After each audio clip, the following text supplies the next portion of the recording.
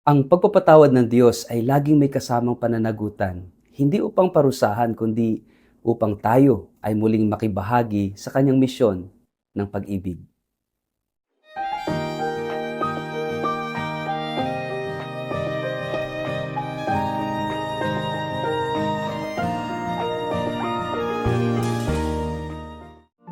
Ang mabuting balita ng Panginoon ayon kay San Juan.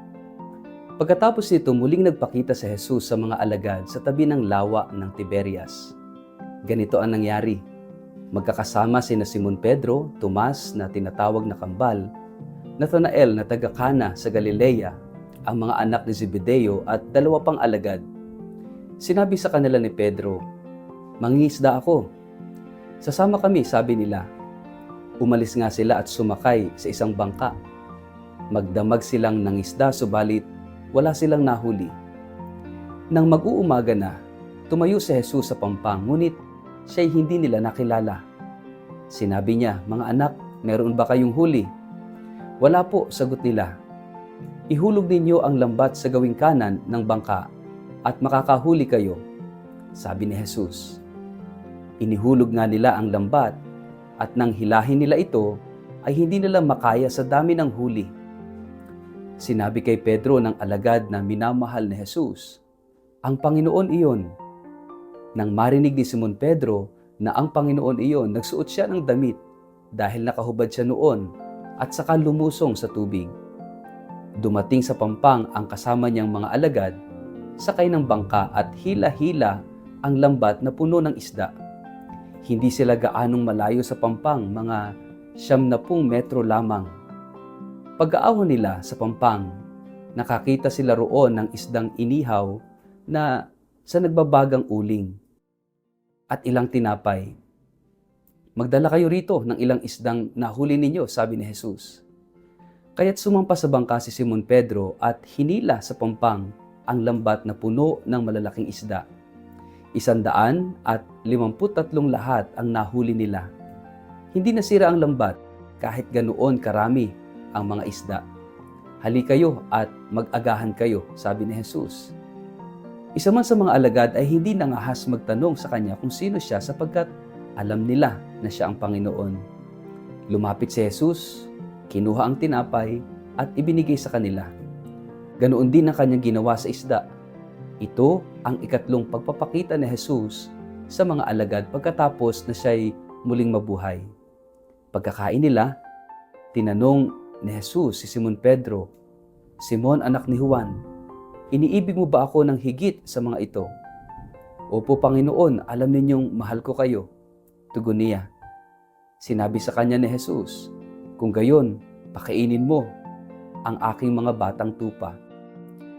Muli siyang tinanong ni Jesus, "Simon, anak ni Juan, iniibig mo ba ako?" Sumagot si Pedro, "Opo, Panginoon, alam ninyong mahal ko kayo." Sabi ni Jesus, "Alagaan mo ang aking mga tupa." Pangatlong ulit na tinanong siya ni Jesus, "Simon, anak ni Juan, mahal mo ba ako?" Nalungkot si Pedro sapagkat 3 beses siyang tinanong ng, "Mahal mo ba ako?" At sumagot siya, "Panginoon, alam po ninyo ang lahat ng bagay. Alam ninyong mahal ko kayo." Sinabi sa kanya ni Jesus, "Pakainin mo ang aking mga tupa." Pakatandaan mo, noong bata ka pa, ikaw ang nagbibihis sa iyong sarili at pumupunta ka sa kung saan mo gusto. Ngunit pagtanda mo, iuunat mo ang iyong mga kamay at iba ang magbibihis sa iyo at dadalhin ka kung saan hindi mo gusto. Sinabi niya ito upang ipahiwatig kung paano mamamatay si Pedro at kung paano niya luluwalhatiin ang Diyos. Pagkatapos sinabi sa kanya ni Jesus, "Sumunod ka sa akin." Ang mabuting balita ng Panginoon. Word of the day, hear what God has to say. Mapagpalang araw po sa inyong lahat. Kumusta po kayo?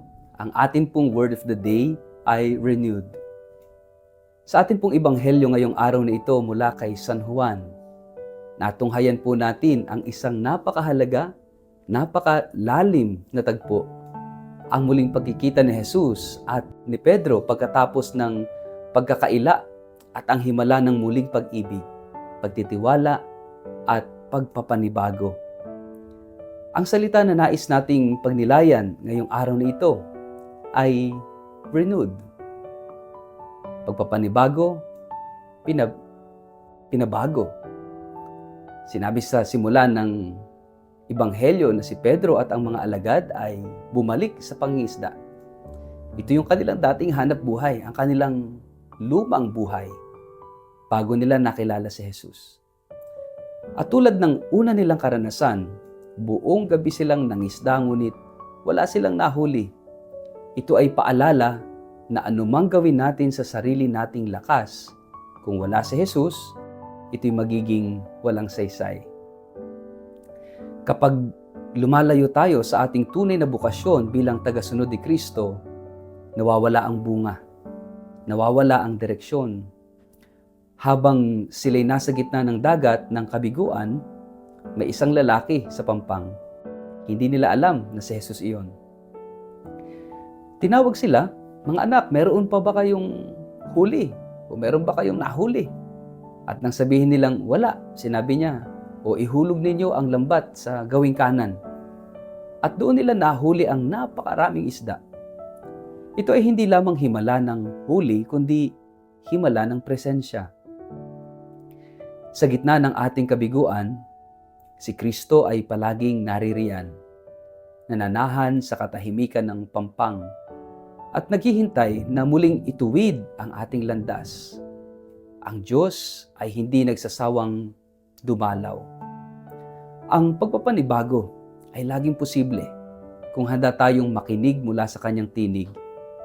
Pagdating nila sa dalampasigan, nakita nila si Jesus na may inihandang isda at tinapay. "Halik kayo at mag-almusal." Ito yung paanyaya. Napakasimple pero napakasagrado. Ito ay larawan ng Diyos na hindi lang naghihintay ng pagsunod kundi nag-aalok ng pagsasalo. Sa gitna ng pagkadismaya, nag-aalok siya ng pagpapatawad, pahinga, at pakikipagkaibigan.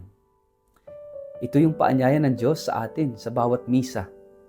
Isang banal na almusal kung saan tayo'y pinapakain ng kanyang salita at ng kanyang katawan upang tayo'y muling mapanibago. At dito natin maririnig ang matinding tagpo. 3 beses, tinanong ni Jesus si Pedro, "Mahal mo ba ako?" At 3 beses ring sumagot si Pedro, "Oo, Panginoon, alam mong mahal kita." Ito ay pagpapanibago sa puso ni Pedro na 3 beses ring ikinaila si Jesus. Hindi ito simpleng tanong. Ito ay pagtanggap, paghilom, at pagpapanumbalik ng tiwala. At sa bawat oo ni Pedro, may misyon. Pakanin mo ang aking mga tupa. Mga kapatid, ang pagpapatawad ng Diyos ay laging may kasamang pananagutan. Hindi upang parusahan, kundi upang tayo ay muling makibahagi sa kanyang misyon ng pag-ibig. Ngayong araw, marahil tulad ni Pedro, may mga kabiguan tayong dinadala. May mga pagkakaila sa ating buhay. May mga pagkukulang at paglayo tayo sa ating misyon. Pero narito si Jesus, hindi upang sumbatan tayo, kundi upang muling magtanong, "Mahal mo ba ako?" Kung sasagot tayo mula sa puso, ibibigay niya muli ang tiwala. Ibibigay niya muli ang daan. Ibibigay niya muli ang layunin. At sa pamamagitan ng kanyang awa at pag-ibig, tayo ay muling binubuo, pinatitibay, at pinapabanal. Kaya nga mga kapatid, ang Diyos ay Diyos ng pagpapanibago. He is a God of renewal. Sa ating kabiguan, sa ating kasalanan, sa ating pagkabigo sa sarili at sa iba, walang kasalanan na hindi kayang hilumin. Walang sugat na hindi kayang pagalingin. Walang pusong hindi kayang muling paalabin ng pag-ibig ng Diyos. Kaya ngayong araw, tanggapin natin ang kanyang tanong, Mahal mo ba ako? At kapag sinabi nating, oo Panginoon, magsisimula muli ang ating kwento. Hindi sa kahapon ng pagkakamali, kundi sa ngayon ng pagpapanibago at misyon. Sa ngalan ng Ama at ng Anak at ng Espiritu Santo. Amen. Ama naming Diyos, salamat po sa panibagong pagkakataon na iyong ibinibigay sa amin. Pagkakataong magmahal, pagkakataong tumugon sa iyong panawagan, sa iyong biyaya, sa iyong grasya. Amen. Pagpalain po kayo at ingatan ng makapangyarihang Diyos, Ama at Anak at Espiritu Santo. Amen.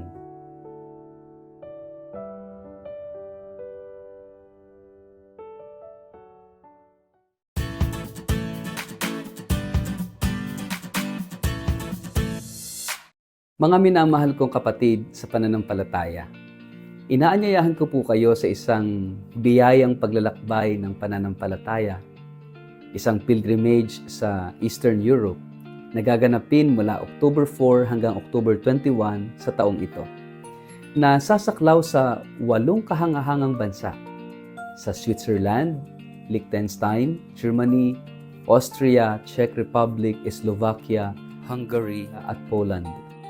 Ang tampok ng banal na paglalakbay na ito ay ang ating debosyon sa Divine Mercy o Banal na Awa, isang tema na napapanahon sa atin ngayon sa panahon ng pagsubok at pananabik sa pag-asa. Gaya ng sinabi ng ating yumaong Santo Papa Francisco, "The mercy of God is the sure source of our hope." At sa ating paglalakbay, bibisitahin po natin ang mga sagradong lugar kung saan sumibol at lumaganap ang mensahe ng awa ng Diyos.